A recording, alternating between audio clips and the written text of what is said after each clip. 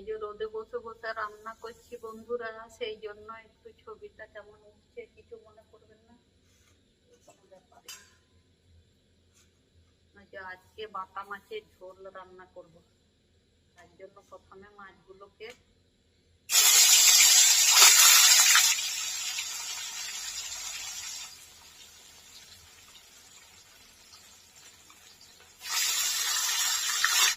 ভালো করে ভেজে তোলার জন্য একটু লবণ আর একটু হলুদ তেলের মধ্যে দিয়ে দিয়েছি, তাতে ভাজাটা ভালো হবে। আর যেহেতু রোদে বসেছি, একটু ছবিটা উপরের দিকটা আলাদা উঠছে আর নিচের দিকটা রোদের জন্য একটু আলাদা উঠছে, কিছু মনে করবেন না সবাই। এক পিসটা ভাজা হয়ে গেছে, উল্টে দিচ্ছি।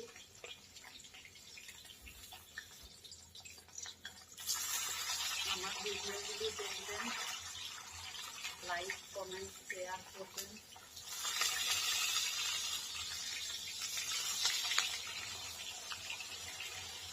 আমি যেভাবে রান্না করি আমি সেটাই কিন্তু আপনাদের করে রাখি।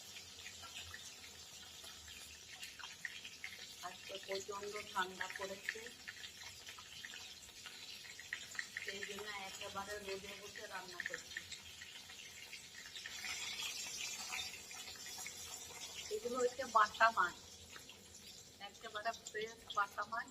সাইজটা দেখেছেন বাটা মাছ এরকম হয়ই না, কিন্তু বেশ বড় বড় পেয়েছে, তাই আজকে বাটা মাছের পাতলা ঝোল করবো।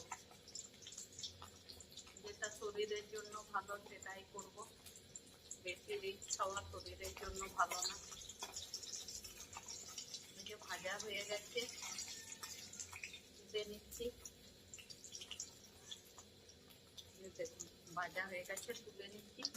এরকম করেই সব মাছগুলোকে ভেজে তুলে নেব।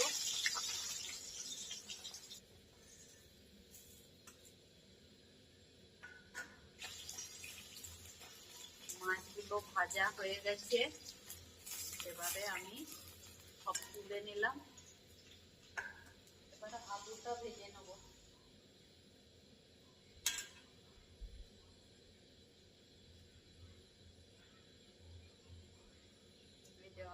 আলুটা ভেজে নেব।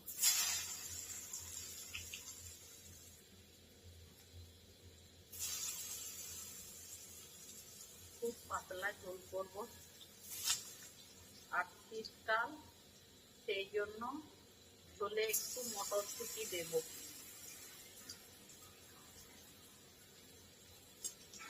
মটরশুঁটি দিয়ে মাছের ঝোল করব।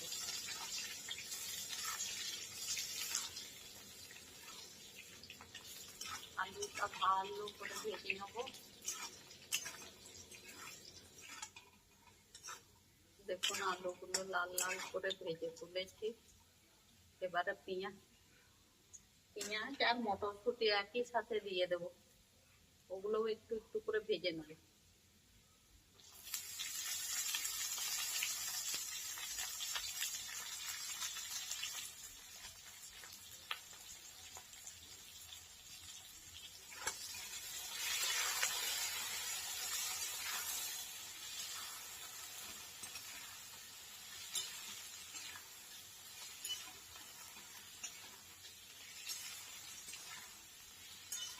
মটরশুঁটি দিয়ে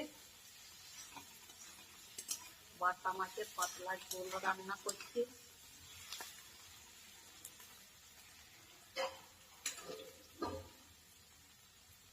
শীতের সবজি বন্ধুরা, দেখুন পেঁয়াজগুলো আমার ভাজা হয়ে গেছে আর মটরশুঁটিটাও হালকা ভেজেছি।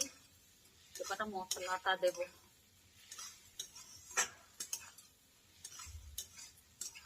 এবারে মশলা দিয়ে দিচ্ছি।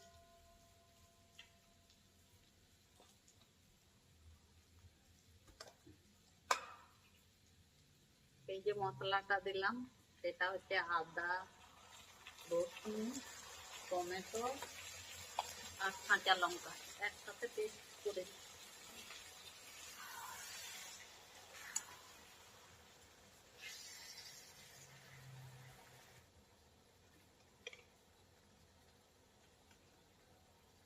হলুদ গুঁড়ো,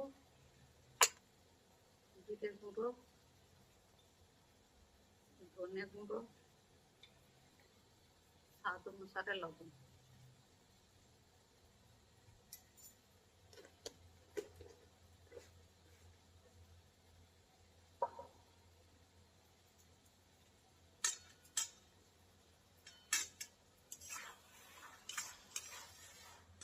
এবারে মশলাটা ভালো করে কষিয়ে নেব।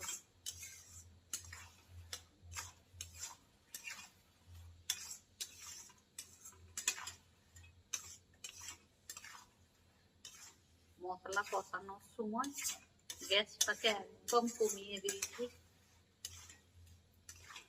তাতে মশলা কষাটা ভালো হয়।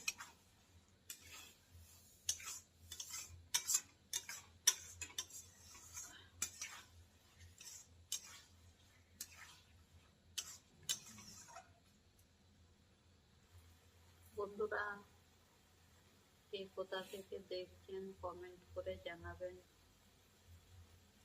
চ্যানেলটি নতুন, এই ফার্স্ট জানুয়ারি ওপেন করেছি। আপনারা একটু আমার চ্যানেলটাকে সাবস্ক্রাইব করে পাশে থাকবেন।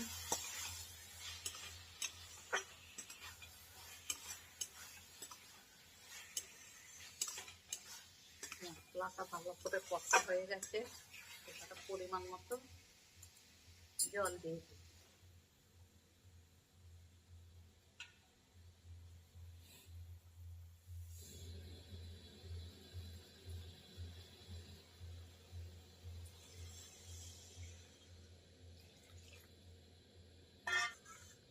এবারে ঝোলটা ফুটে উঠলে মাছগুলো দিয়ে দেবো। ঝোলটা ফুটে উঠেছে, ফুটছে, এবারে ভেজে রাখা মাছগুলো দিয়ে দেবো।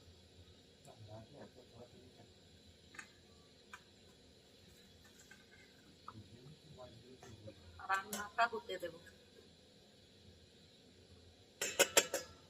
দেখি বন্ধুরা রান্নাটা কত দূর হলো।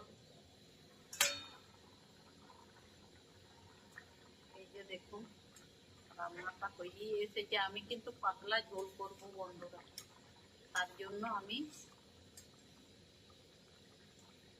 আর একটুখানি ঝোল মেরে নেবো, তারপরে নামিয়ে নেব।